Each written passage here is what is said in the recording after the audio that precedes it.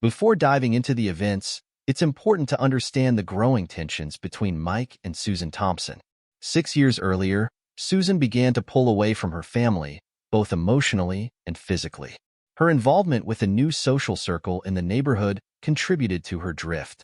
She became engrossed in local gossip and shallow distractions, leaving her husband and kids to fend for themselves. Her friendships with Linda, Betty, and Joan only deepened the distance between her and Mike, who remained devoted to his family despite frequent business trips. This strain created a breeding ground for misunderstandings and resentment, eventually leading to betrayal. During this period, Susan's behavior became increasingly erratic. She neglected her family duties, leaving Mike to handle most responsibilities while she indulged in petty gossip and personal pursuits. Despite her withdrawal, Mike remained dedicated, though he silently carried the weight of their crumbling relationship. Over time, the emotional gap between them widened, with Susan wrongly suspecting Mike of having an affair, ironically leading her to one of her own. Mike Thompson felt utterly defeated as he passed through airport customs. The officers barely paid attention to his obvious state of illness, a fact that would later draw criticism for their failure to alert health authorities. As he fumbled with his phone, Mike grew frustrated that Susan wasn't answering her calls. She knew his flight schedule, but still wasn't picking up. He thought about calling his daughter, Katie, for a ride, though the thought of her braving the chaotic airport traffic bothered him. When Katie answered, Mike explained that he wasn't feeling well and needed a lift. She quickly reassured him that her brother, Chris, was with her, and they'd be there in 30 minutes. Mike felt a mix of relief and frustration. He had always been a selfless man, putting his family first, even if it meant driving around in a beaten-up old sedan while his wife and daughter got newer cars. Katie and Chris had been out shopping for a gift for Mike's birthday when they got his call. Katie hurried to Chris, urgency clear in her voice. "Dad's sick at the airport. We have to go." Chris frowned and replied, "I overheard Mom talking last night." She knew he was landing. As they drove off, Katie tried calling Susan again, only to be sent straight to voicemail, a frustratingly common occurrence in their household. When they arrived at the airport half an hour later, Mike, ever thoughtful, was already outside waiting. But something was off. He looked disoriented, shivering as he sat on a bench. "Dad!" Chris shouted, panic setting in. Mike looked up, confused. "You got here fast." "It's only been 5 minutes." His voice was weak, and it was clear he wasn't well. Katie helped her father into the car while Chris grabbed the luggage, all the while feeling the growing worry gnawing at him. Even after cranking the car's heat, Mike couldn't stop shivering. Chris felt his father's forehead, burning with fever, and suggested they head straight to the hospital, but Mike just wanted to go home, oblivious to how serious his condition had become. 40 minutes later, they pulled into their driveway. Katie helped her father out of the car while Chris hauled the luggage. Standing outside was their neighbor, Betty, holding a store-bought coffee cake, a look of surprise on her face. "Well, hey there, Jack." Mike greeted her using the goofy nickname he had for his wife's friends. Katie stifled a grin, but Betty was puzzled. "What's going on? Why's your dad home so early?" "We had to pick him up at the airport. Mom forgot. And he's really sick," Katie explained, frustration leaking into her voice. As Betty held the door open, they could hear Susan's laughter inside, chatting with Linda in the living room. Katie helped Mike into a chair, anger simmering beneath her calm. "Mom," Katie began sharply, "Dad called us because you forgot to pick him up. Now I know why. You were too busy with Linda's brother," she spat, her fury finally breaking through. Susan's face flushed with embarrassment, but she said nothing as Chris brought in the suitcases. Still fuming, Katie asked Chris to get a thermometer. Once he left the room, she wrapped her arms around her father. "Dad, what do you think of infidelity?" she asked pointedly, glaring at her mother. Mike, still disoriented, responded slowly, "Infidelity is a terrible betrayal. It hurts everyone, especially the kids." He paused before adding, "But it wouldn't happen to me. No, I couldn't forgive it." The tension in the room thickened. Suddenly, Joan, one of Susan's friends, made a crude joke about Viagra, breaking the silence. Mike, unfazed by the inappropriate comment, replied casually, That stuff just gives me headaches." The women looked stunned, and Chris, who had returned with the thermometer, rolled his eyes at the uncomfortable exchange. Then, Linda's phone rang, her face turning pale as she glanced over at Susan. "What? That can't be. Mike is here," she stammered, her words freezing everyone in place. Before they could react, Chris shouted, "Katie, Dad's temperature. It's almost 104. Panic set in as Katie immediately called for an ambulance. While they waited, she and Chris worked to cool Mike down with wet towels, despite his protests. Katie rode with her father in the ambulance, daring her mother with a look to even think about objecting. After hours of tests at the hospital, the doctors diagnosed Mike with a severe bacterial infection. Though they started him on antibiotics, they warned of potential long-term damage to his organs. As Katie and Chris sat anxiously by their father's side, praying for his recovery, Susan remained nearby, trembling. Katie occasionally shot bitter glares at her mother, her mind racing back over the past 6 years. Susan had become an absent wife and mother, more obsessed with her own social life and petty gossip than her family. Jim had quietly shouldered the burden, with Katie doing her best to help. The past 2 years had been especially hard on the family after Mike's old company went under, forcing him into a job that required frequent travel. Katie's resentment deepened as she thought of the sacrifices they had all made, sacrifices Susan had never acknowledged. And now, as Mike lay gravely ill, Katie understood just how far her mother had truly drifted away. Katie knew what her mother had been up to during those long nights spent with her friends. As she sat at the hospital, her thoughts wandered to her younger sister, Megan, who was staying with their cousin as a reward for her hard work in school. Katie felt torn. Should they tell Megan that their father, Mike, was in the hospital, possibly on the brink of death? The weekend was supposed to be a celebration for Megan and her cousins, but Katie knew her sister would never forgive them if she missed a chance to say goodbye. Mike had been admitted, and Dr. Anderson gave the family a grim update. Mike had contracted an antibiotic-resistant bacterial infection. Though they had managed to lower his fever, the next 24 to 48 hours would be critical. The doctor warned of potential permanent damage, but said there was still hope for recovery. He asked about Mike's recent travels, and Katie explained that he had just returned from a business trip to Brazil. Dr. Anderson said he would contact the CDC and authorities in Brazil to investigate further. He allowed visitors but with strict instructions: masks, gloves, and limited time with Mike, who was disoriented and agitated. Katie, knowing her father always suffered from terrible nightmares when ill, asked if there was anything that could calm him down. The doctor suggested holding his hand, but emphasized the importance of safety precautions, changing masks and gloves after each visit. After thanking the doctor, Katie resolved to stay by her father's side. She asked her brother Chris to come relieve her in a few hours and told her mother, Susan, in a cold, detached voice that she could do whatever she pleased. Katie's focus was now solely on caring for her father and protecting her siblings. Her mother, to her, had become irrelevant. Donning a mask and gloves, Katie entered Mike's room. Seeing her father lightly restrained to prevent him from pulling at his IVs was almost too much to bear. She took his hand and, with a shaky voice, said, "Daddy, it's me. I'm here. Everything's going to be all right." Mike weakly stirred, confusing the present moment with an old memory. "Did you finish your homework?" he mumbled. Katie smiled through her tears, playing along. "Yes, Daddy, everything's fine. You go ahead and sleep now." She squeezed his hand, her heart aching. As Mike relaxed, the door opened. Expecting Chris, Katie was surprised to see Susan quietly slip into the room. Susan approached Mike and took his other hand, her face heavy with sorrow. Katie couldn't help but feel that her mother's grief was insincere, just another performance. Resentment burned within her, but for the sake of her father, she held back her anger. Soon, Chris entered, his face streaked with tears. He stood beside Katie, his voice breaking as he whispered, "I love you, Dad." He then told Katie that their family friend, Linda, would drive them home, and he'd be back in 7 hours to relieve her. He looked at Susan and asked if she was coming, but Susan just nodded, her head lowered in silence. For over an hour, Katie sat with her father, comforting him as much as she could when he grew restless. But eventually, she became overwhelmed and stepped out of the room for a break.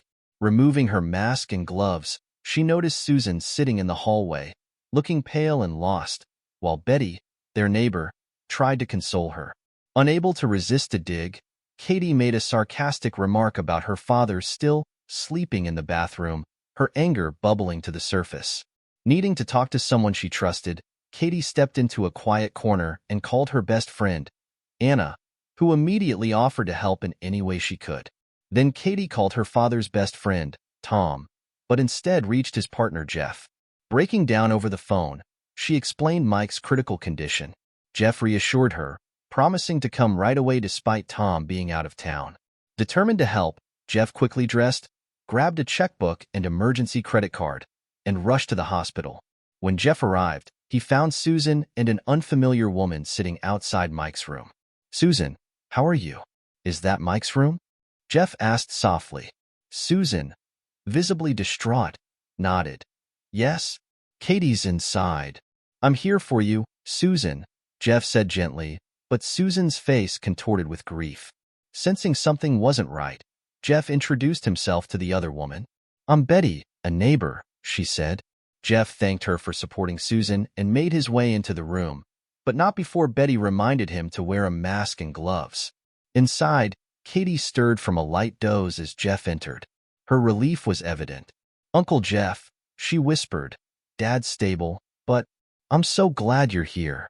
Jeff knelt beside her, listening as she recounted the events from Mike's initial phone call to her growing certainty that her mother was having an affair. "Are you sure?" Jeff asked cautiously, hoping there might be some other explanation. Katie shook her head firmly, detailing her mother's odd behavior over the years. "I've practically accused her of cheating right to her face, and she didn't even deny it," Katie said, her voice tinged with bitterness. Jeff stayed with Katie for the next 2 hours, deeply troubled by what she had shared.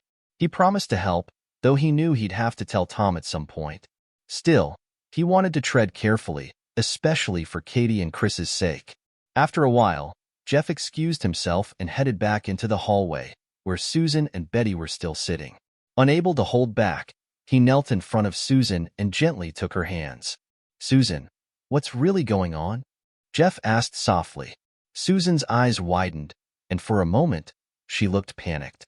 She shook her head but couldn't find the words to respond. Frustrated, Jeff stood and, without thinking, said bluntly, "Grace would have kicked your butt for this." At that, Susan broke down completely, sobbing into Betty's arms. The next day, Katie, Chris, and Jeff met to discuss their suspicions about Susan's behavior. Chris, being tech-savvy, suggested setting up cameras and voice recorders in Susan's car and around the house to confirm what they feared. Over the next few days, they gathered shocking evidence that pointed to the truth. Thankfully, Mike survived the critical 48-hour period and began to recover, though it would be a long road ahead.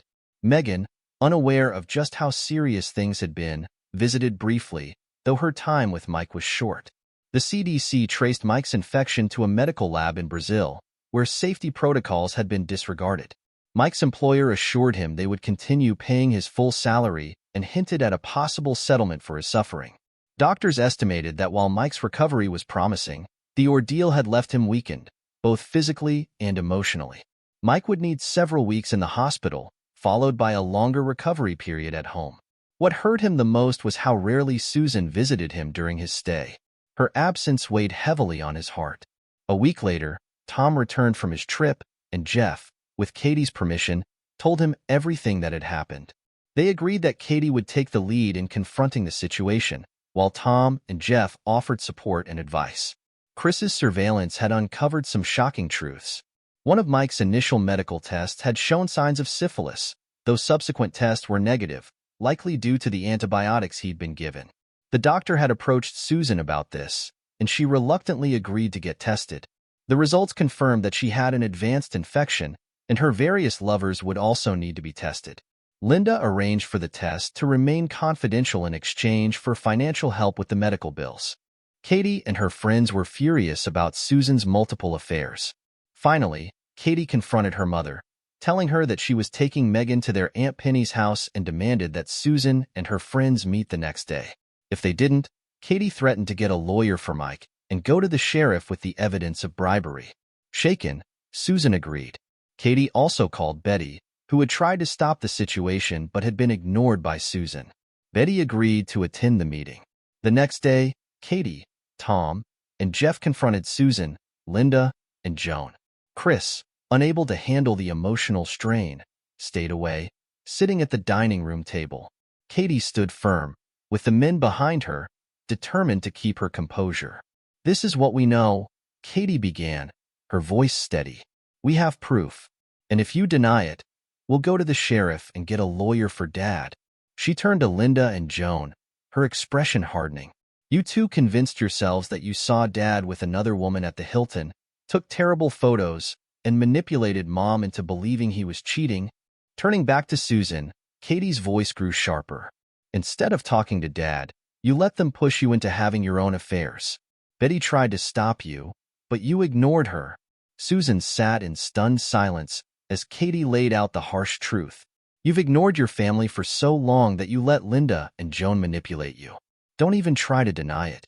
We found the hidden copy of Mr. Harrison's report, the photos and video of that man who looks like Dad. There's no way anyone could have believed that was him. They faked the evidence to convince you." Katie's tone darkened as she turned to Linda and Joan. "You two acted like her pimps, finding her not just one lover, but four. She did things for them she never did for Dad. While Dad was in Japan and Korea, she went on dates. And while he was in Brazil, she slept with Linda's brother and gave Dad syphilis. You even wore lingerie for them, didn't you, Mom? The same lingerie you never wore for Dad. We still don't know if you've passed HIV to him." Tom and Jeff exchanged uneasy glances as Katie's anger simmered. Meanwhile, Susan collapsed onto the dining table, overwhelmed. Betty, Linda, and Joan sat there, terrified. Katie continued, her voice laced with contempt. "You hired a private investigator to dig up dirt on Dad, planning to humiliate him. Well, now I'm in control. Do what I say, or there will be lawsuits and jail time. Linda, Joan, you'll be back tomorrow at 2. Get out." Humiliated, Linda and Joan left quietly. Jeff helped Susan upstairs, followed by Tom, who carried a box of family photos and memories. Susan curled up on the bed, completely defeated. Katie knelt beside her mother. "You need to decide if you want to stay married to Dad and be part of this family. If you do, I'll help. If you want to leave, I'll still love you, but the decision is yours." Katie opened the box of family photos and videos. "These are the memories you've forgotten. You're not in many of them. You were too busy with your friends." Susan stared at the photos, speechless. "I still love you," Katie said softly. "I'm furious, but I love you. If you decide to leave, I'll still love you, but it's your choice." Katie stood and asked Betty to stay with her mother. "I'll be back tomorrow at noon for your answer," she said, kissing her mother on the forehead before leaving. Susan lay curled up, quietly sobbing as Betty sat beside her. Susan thought to herself, "How did I let this happen?" She had sensed something was wrong for a long time but hadn't pushed hard enough. Linda and Joan had been manipulative, but Susan used to be smarter than that. Now, it was up to her to fix what she had broken. That night, Betty stayed with Susan, comforting her and helping her process everything. They talked about the past, Mike's illness, and how to start repairing the damage. By morning, something had changed in Susan. With a renewed sense of purpose, she played old family tapes and sorted through photo albums, realizing how much she had taken for granted, the simple, precious moments of family life. 6 years ago, Susan had grown bored with her life and had gotten caught up in gossip, influenced by Linda's lies and manipulation. Now, faced with the consequences of her actions, she realized how lonely and bitter she had become. "I'm like Scrooge," she thought, wondering if she could still redeem herself. The next day, Katie returned to find Susan ready, washed, dressed, and determined. Surprised by her mother's transformation, Katie asked, "Do you have anything to say?" Holding back tears, Susan confessed, "What I did to your father and this family is terrible.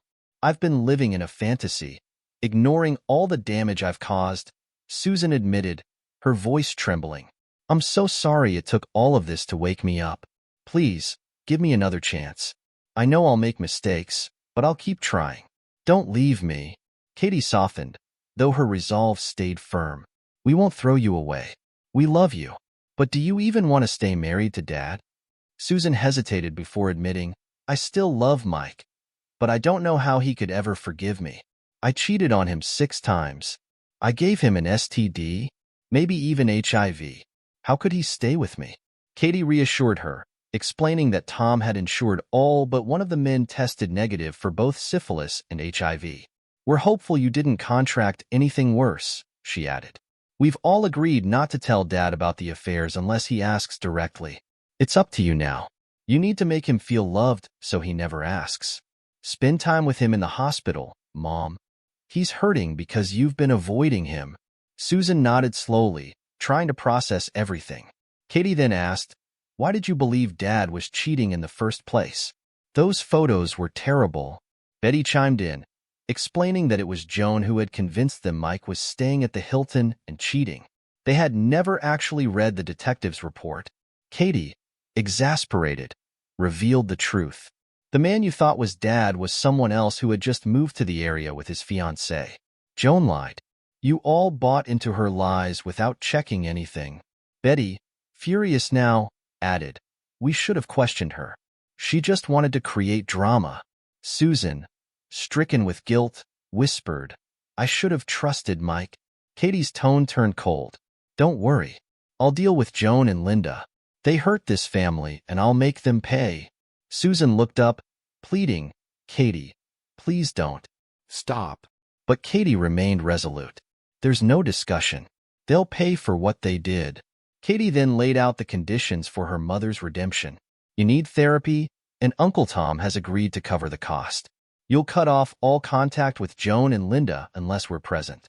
You'll encourage Dad to move like he's always wanted, and support him if he wants to change jobs. Oh, and what about the money? Susan sighed, confessing, I've contributed so little to the household. Most of my income goes to clothes and expensive meals. She hesitated before adding, I've got a secret savings account, but it's not much. Katie was shocked. You don't have that many clothes. Susan laughed bitterly. You've never noticed. I dress way too sharp for an elementary school teacher. That purse? It was $1,500. The cheapest pantsuit in my closet cost $800. None of my shoes are under $300. She sighed deeply. I guess I wanted to look like the women on those soap operas. I loved how the staff in those expensive stores treated me like I was royalty. I even go to a spa 2 or 3 times a month, spending at least $300 to $500 each time. That's where the money goes. Katie looked at her mother, disbelief in her eyes. Mother, you need to stop. Uncle Tom and I have reviewed the family finances, and we're in bad shape. We hoped you had a secret savings account with tens of thousands, but you only have about $10,000. That's not enough for a move, a new car for Dad, or college for Chris and me. Susan started to cry, overwhelmed by her mistakes. I'm so sorry, she sobbed. I have almost $10,000 saved, but I know it's not enough. Katie softened. We'll figure out the money. I'll talk to Uncle Tom and Uncle Jeff. They love Dad and will help. But do you agree to our conditions? Susan, feeling hopeful for the first time, nodded. Yes, I'll do anything. Do you really think Tom and Jeff will help? They will, Katie assured her. And if they don't, I'll stop playing poker with them, she joked, trying to lighten the mood. Susan laughed through her tears. Then Katie, as if suddenly remembering something, said, Wait. She returned with a shopping bag. I have another condition. You did things for those men you never did for Dad. You wore the lingerie he bought for them, not for him. You'll burn that lingerie and buy new things for Dad. Susan sat stunned, silent. Katie continued, Quit the spas, start exercising, and become Dad's dream. I bought you some books on how to please your man.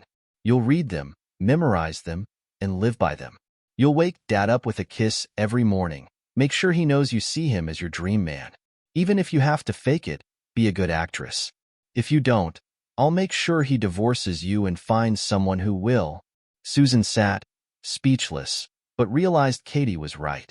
She owed this to Mike. Looking Katie in the eyes, she nodded. You're right. I agree to your condition. Katie smiled. Thank you. Get ready. Tom and Jeff will be here at 2. At exactly 2 p.m., Linda and Joan arrived, clearly uncomfortable.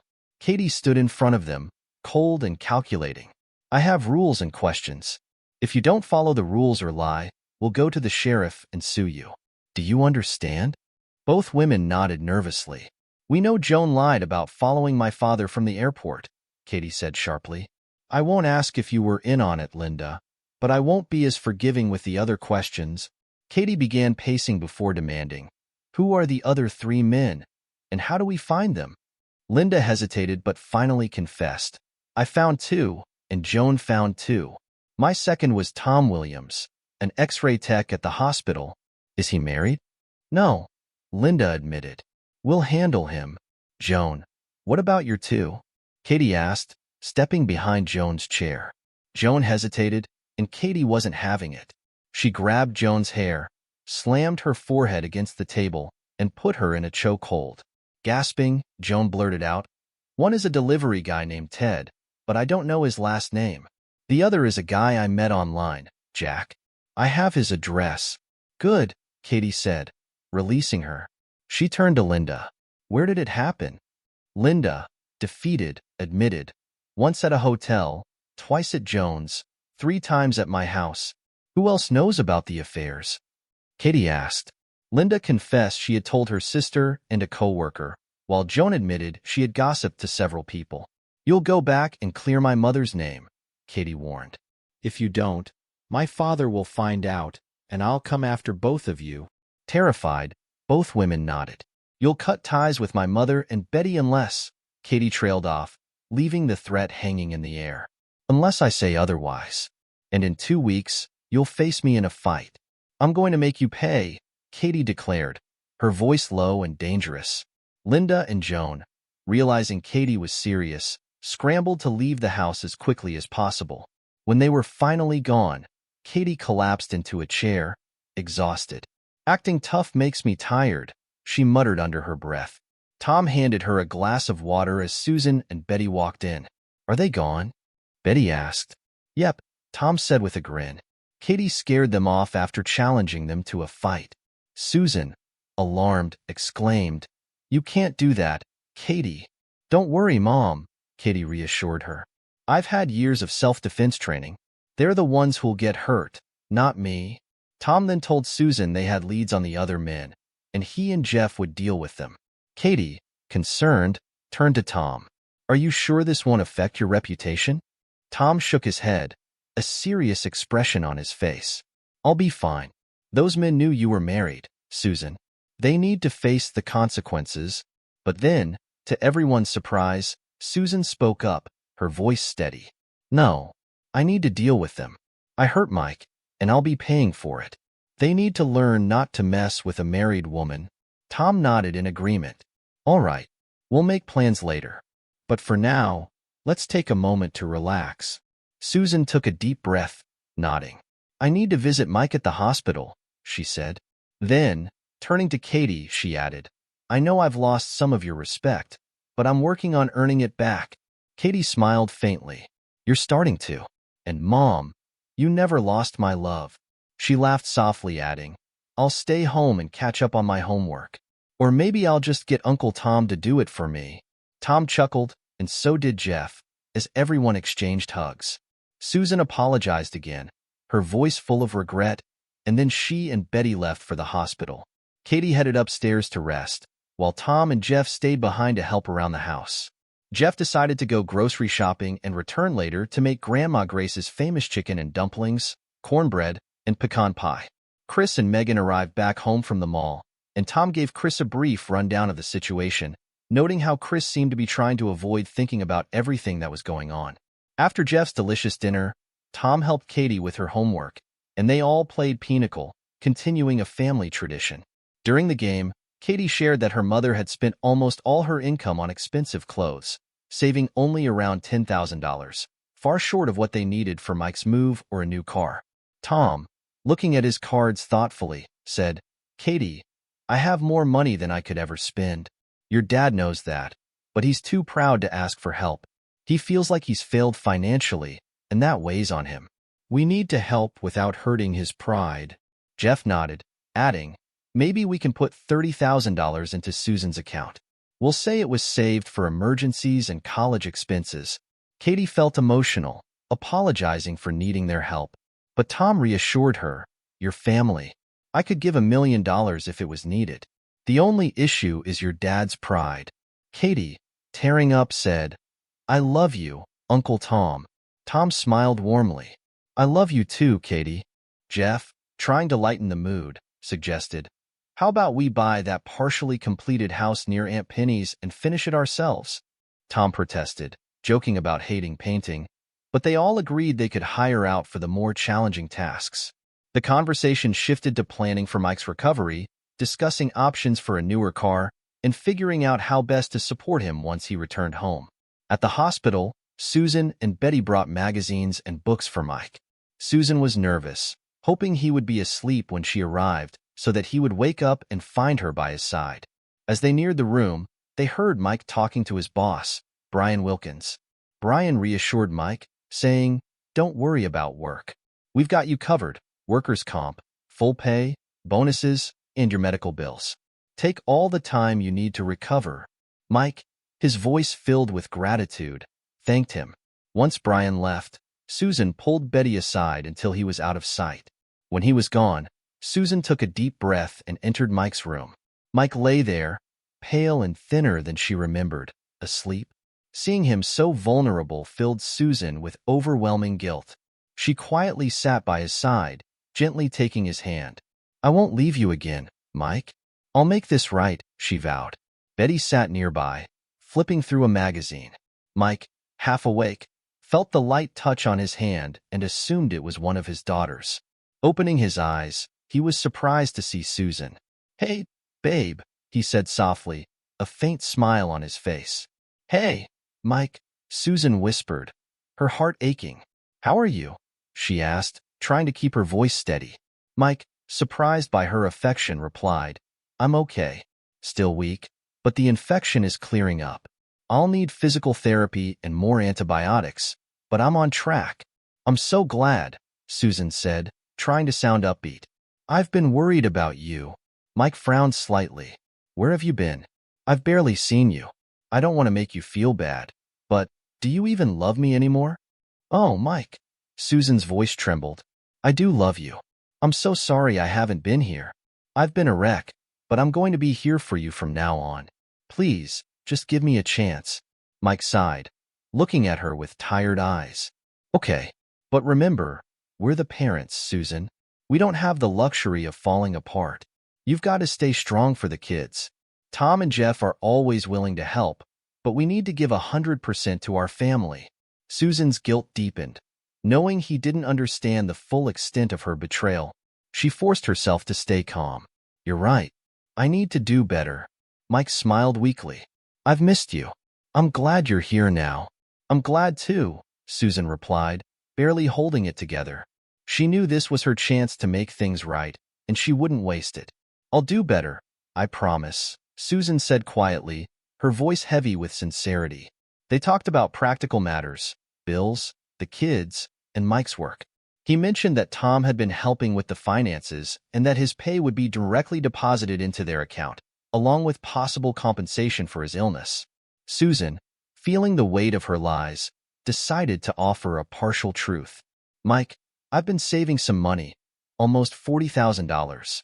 I know I should have contributed more, but from now on, 2/3 of my pay will go into the household account. Mike, ever trusting, smiled warmly. That's amazing, Susan. Thank you for stepping up. I love you. Susan felt a pang of guilt deep in her chest. She didn't deserve his gratitude, but she forced a smile. I'm just glad I can help. Mike, exhausted from the conversation, soon drifted back to sleep. Susan sat by his side, holding his hand, feeling the immense weight of her guilt. Betty, who had overheard the entire conversation, thought to herself how kind and forgiving Mike was. He had always been the protector of their neighborhood, patrolling at night to keep everyone safe. And now, Here he was, vulnerable and completely unaware of Susan's betrayal. Betty couldn't help but wonder if Mike needed therapy as much as Susan did. When Mike woke briefly, they chatted about small things, with Betty joining the conversation at times. However, Mike soon grew tired and politely asked them to leave so he could rest. Though Susan wanted to stay, she knew she had to work the next day to fulfill her new financial responsibilities. Before leaving, she promised to come back the next evening. The following Monday, Tom's contacts managed to gather information on Susan's 4 lovers. By Tuesday, 3 of them, excluding Danny, had been warned, through an intermediary, about Susan's STD and were urged to get tested. They complied and agreed to share their results.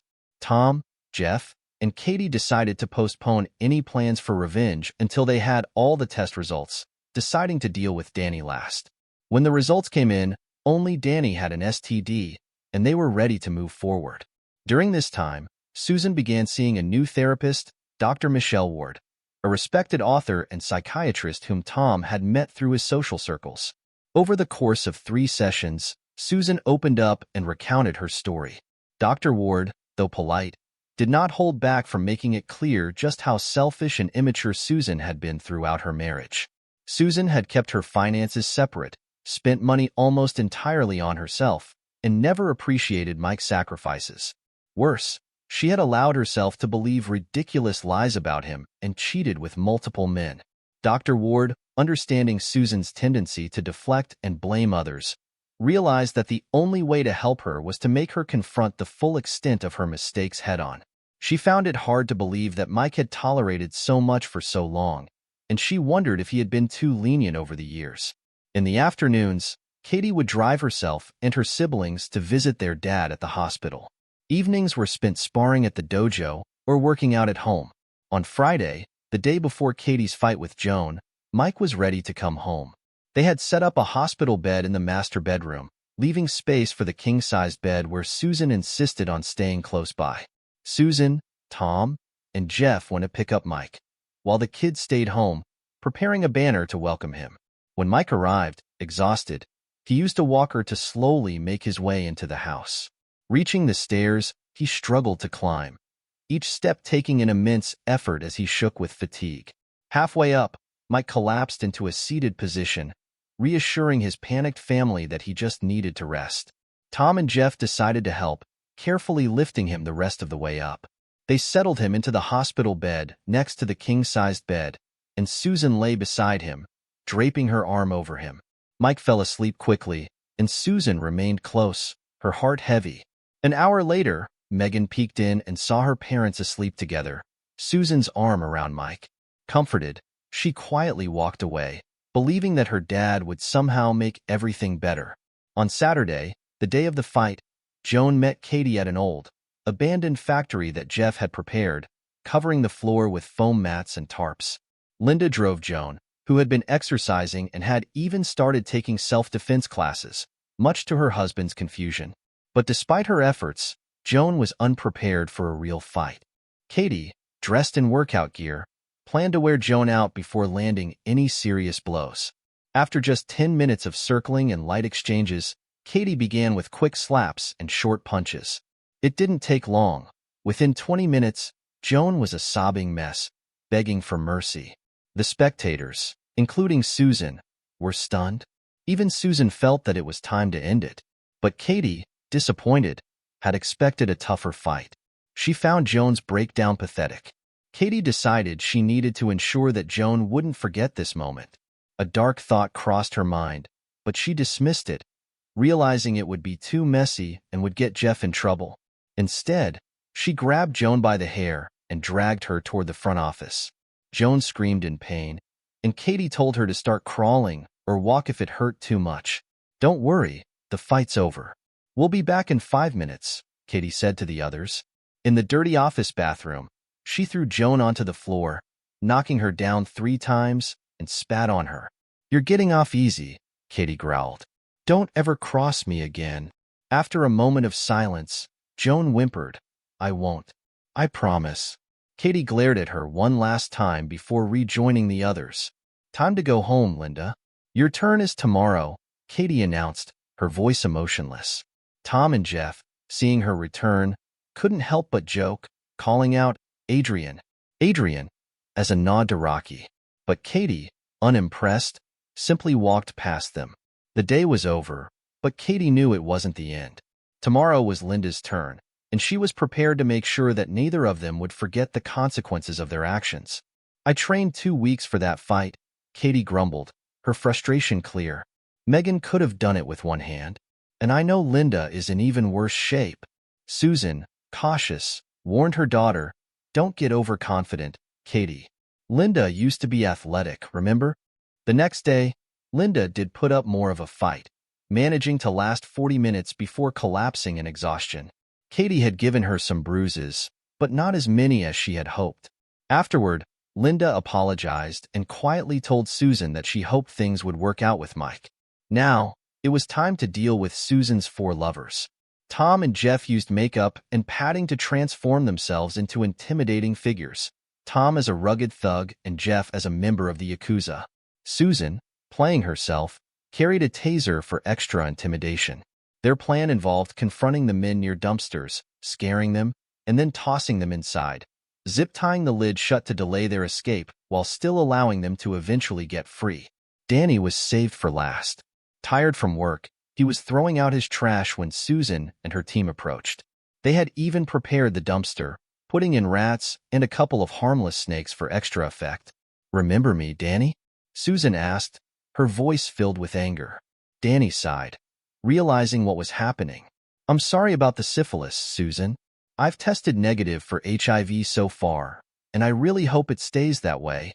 Susan, surprised by his calm demeanor, pressed on angrily, "You helped me betray my husband. You must have known Mike was never cheating." "I shouldn't have done it, and I'm sorry," Danny replied calmly. Frustrated that her plan wasn't going the way she had imagined, Susan gestured toward Jeff, claiming he was a friend from Japan who had come to settle a debt. "You'll keep quiet," she demanded, "and I want you out of the state in a week."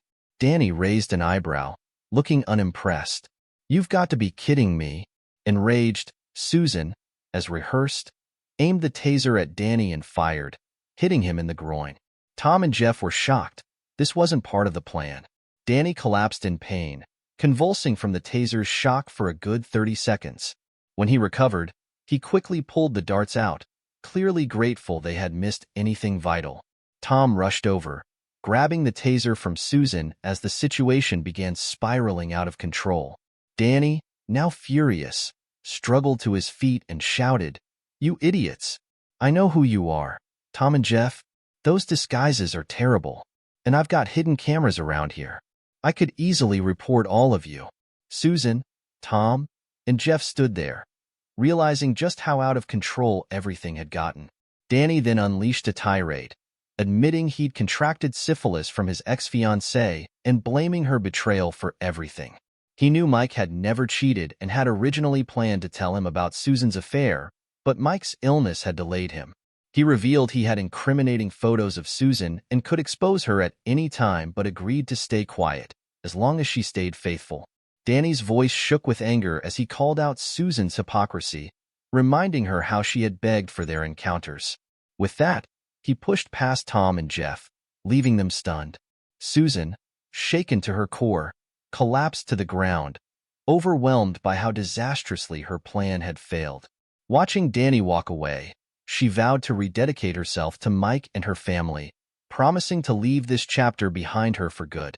Tom and Jeff exchanged worried glances, both wondering if they had made a mistake in supporting Susan. Meanwhile, Mike was slowly recovering and returned to work part-time 2 months after falling ill. Susan had started showing more affection towards him, though she had to explain that they couldn't be physically intimate for at least another month due to her ongoing infection. One day, Jeff found a great deal on a partially built house near Penny's neighborhood. With some hired help for the bigger tasks and the family handling smaller jobs, it would cost them less than their current home. Overhearing the plan, Susan mentioned that it would be nice to live closer to her sister, and added that she could likely get a job transfer. Mike considered fixing up his old minivan, but Tom suggested they get something newer. Eventually, Tom found a nearly new minivan with a full warranty at a great price. 3 months after Mike's hospitalization, Susan's infection was finally under control, and both Danny and his ex-fiancée tested negative for HIV. One night, Susan, now fitter from her exercise routine, surprised Mike with a passionate kiss. Slowly but surely, they reconnected emotionally and physically. Mike went back to work full-time in a new department, transitioning from engineering to sales. His skills in closing deals and troubleshooting had been noticed, and his absence during his illness had led to a drop in sales and customer satisfaction. To retain him, the company offered a 50% raise, pushing his income into six figures for the first time. Despite disliking travel, the pay and company support made it worthwhile for him to stay. That spring, Susan befriended Sally, a BMW sales manager who offered her a part-time position at the dealership. Sally believed Susan's charm and style would be a hit with customers, especially with women who preferred buying from other women. The idea intrigued Susan, and after discussing it with Mike and Katie, they both supported her decision. Susan thrived in her new role in sales, forming genuine bonds with customers through her love of fashion and socializing. It was a fresh start, and for the first time in years, she felt like she was doing something truly meaningful for herself and her family. Susan excelled at her new sales job, becoming a natural with both women and men. By summer, she turned her part-time position into a full-time success, nearly doubling her income. She enjoyed her new career, managing to balance it with her responsibilities at home. That summer, the new house was finally finished. Every time Mike returned from a sales trip, he would find Tom, Jeff, Katie, and Chris pretending to be completely worn out, while the actual construction workers sped down the road to avoid being caught.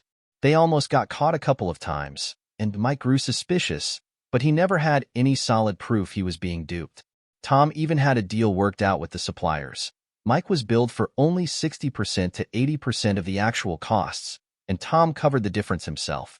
The kitchen alone, which should have cost Mike and Susan over $25,000, ended up only costing $16,000. Tom knew Mike was making more money now, but he simply wanted to help his brother and family. Mike was overjoyed. He was living out in the country, earning more, and had his loving wife back. 6 months after starting therapy, Susan decided to quit. She felt she had learned enough about herself, and with 2 jobs, she didn't have the time to continue. Besides, Dr. Ward was often tough on her, and Susan had grown tired of the constant critiques. No one's perfect, relax, she thought. Instead of heading to a 4-year university, Katie chose to attend the local college for her first 2 years, just like her dad and Uncle Tom had done. She had her doubts about leaving home and wanted to stay close for a while. Meanwhile, Susan and Mike began going out on weekly date nights to romantic spots. Susan had forgotten what a great dancer Mike was, and their bond seemed to grow even stronger. It was the middle of the second summer after Mike's illness. The kids were away at a water park for a few days, a trip Susan had planned for them. Mike felt content as he entered the house, looking forward to some alone time with Susan. But instead of finding her waiting for him, he saw her sitting at the dining room table, dressed formally, with a small stack of papers in front of her. "Mike, I'm sorry, honey, but we need to talk," Susan said softly, motioning for him to sit next to her. A sinking feeling welled up in Mike's stomach. "Susan, what is this?" he asked, confused. "Mike, I love you, but not in the way a wife should love her husband," Susan began, her voice shaky. "I love you as family, as the father of my children, but I need more. I need something beyond the role of wife and mother. I'm so sorry, Mike. I've tried." Her voice broke, and tears began to form in her eyes. Mike leaned back, shocked, staring at her. Who is this stranger? He thought. Susan, with her eyes partly closed, expected Mike to move closer and comfort her, but he didn't. She looked up and saw him sitting back, his face a mix of disbelief and confusion. "Susan, things have been so good lately," he said, his heart sinking. "This can't be real. Are you joking?" "I'm sorry, Mike," she said, sliding the papers towards him. "These are the divorce papers. I'm asking for very little. I know you've paid for nearly everything, and I think we should share custody of the kids. I've already put a deposit down on a condo." In truth, she had already bought a condo from one of her clients and had even furnished it. "This is so hard for me, Mike. Please, try to understand." She stood up, her voice breaking, softly crying as she walked out of the room. She sobbed harder once inside her car, but after starting the engine, she took a deep breath, and her tears stopped. She felt relieved. I've finally done it. This is for the best. Maybe we'll even get back together someday. But I need this, she thought as she drove off, leaving Mike at the dining room table, staring blankly at the divorce papers. What just happened? Mike whispered to himself. The next day, Katie, Chris, and Megan returned home. They were met by Jeff, who was waiting for them on the porch. Before you go in, I need to talk to you. I have some bad news, Jeff began, but Katie brushed past him and rushed inside, finding her father sitting on the couch, looking devastated. Tom was sitting beside him, and when he saw Katie, he shook his head slowly. That which, Katie muttered, rushing to her parents' bedroom. She opened the closet and saw her mother's clothes were gone. That which, she screamed. 2 years after Susan had left, things had slowly begun to stabilize. It had been rocky at first, but eventually, they all found a new rhythm.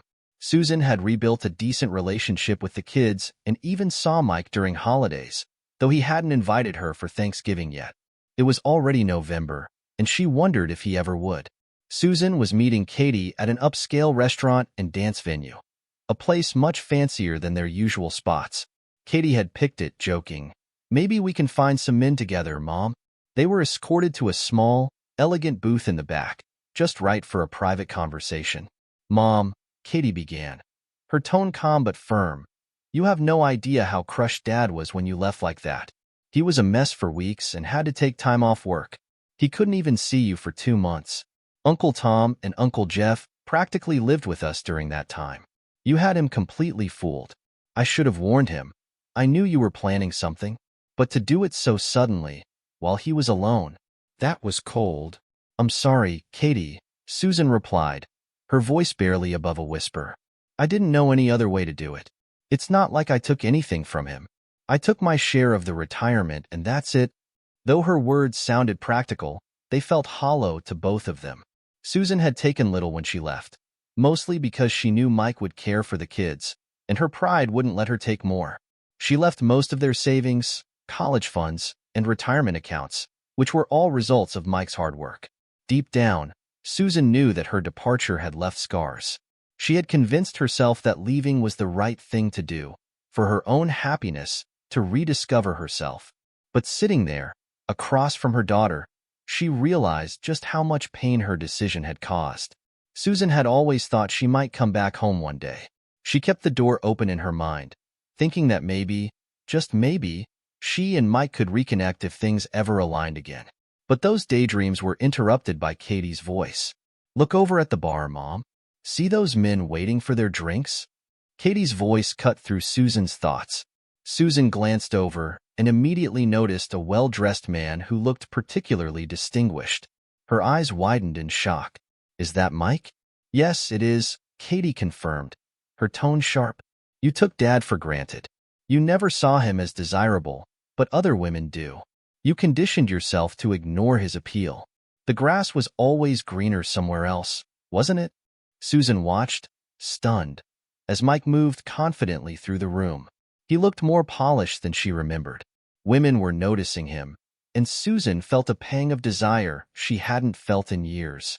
He seemed different, self-assured, comfortable. She watched him exchange easy smiles and warm gestures with the bartender, his charisma shining effortlessly. "Isn't he looking good, Mom?" Katie continued, her voice cold. "You hurt him, and now you get to see exactly what you lost." Susan's heart tightened. She realized that for all those years, she had ignored Mike's good qualities, always dreaming of other men and thinking of what might be out there. But now, seeing him here, the regret was overwhelming.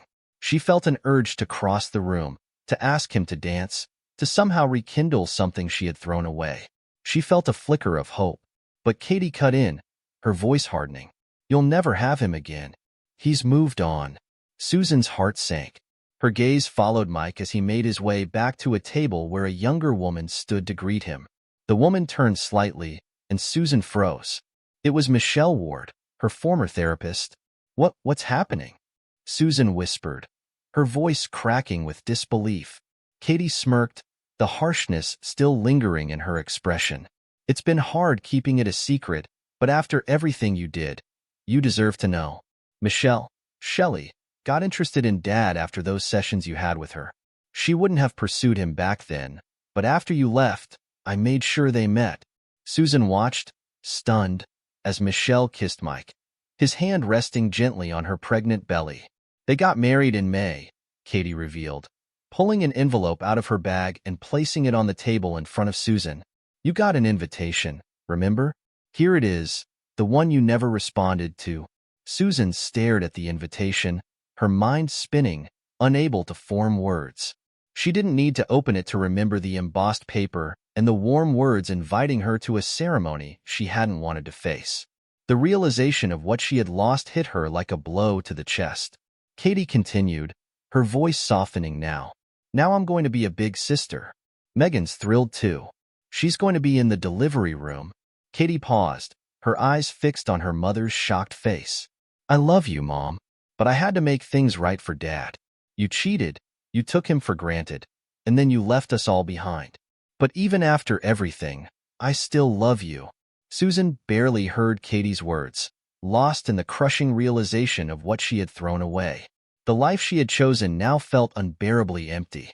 She could only imagine her future, one filled with loneliness and regret. She had traded away a family, love, and security, only to end up with an aching void that seemed to grow larger by the second. Katie gently reached across the table and took her mother's hand, her grip warm and firm. Mom, we love you, she said softly. You won't be alone. The words washed over Susan, but they barely made a dent in her swirling thoughts. All she could think about was Mike, his smile as he looked at Michelle, and the life that she had carelessly thrown away. The image of his hand resting protectively over Michelle's growing belly was burned into her mind. She looked at Katie, her eyes filling with tears, but said nothing. In that small booth, Susan realized that no matter what happened from here, the life she once had was gone. She had to find a way to live with that, to somehow move forward, even if the steps were painful and uncertain.